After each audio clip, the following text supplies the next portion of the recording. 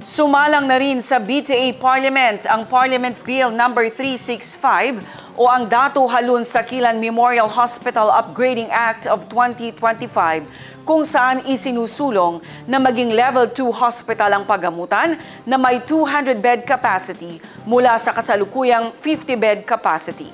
Ang detalye mula kay Liz Miro.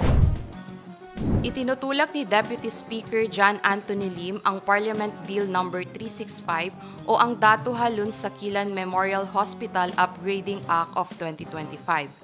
Nilalayo ng panukalang batas na maging Level 2 hospital ang paggamutan na may 200-bed capacity mula sa kasalukuyang 50-bed capacity. Ipinapanukala rin nito ang expanded medical services, intensive care units at specialized departments sa surgery, pediatrics, internal medicine, obstetrics at gynecology. Gayon din ang modern laboratory at diagnostic equipment. Ang Tawi-Tawi ayon sa mambabatas ay ang isa sa pinakamalayong probinsya sa BARM na mayroong mahigit 100,000 populasyon. Kinakailangan pa niya ng mga residente na bumiyahe ng ilang oras sa himpapawid man o dagat para lang makapagpagamot.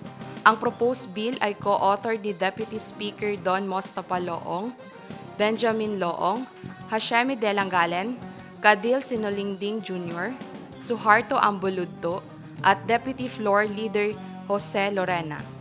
Liz Miro, iMinds, Philippines.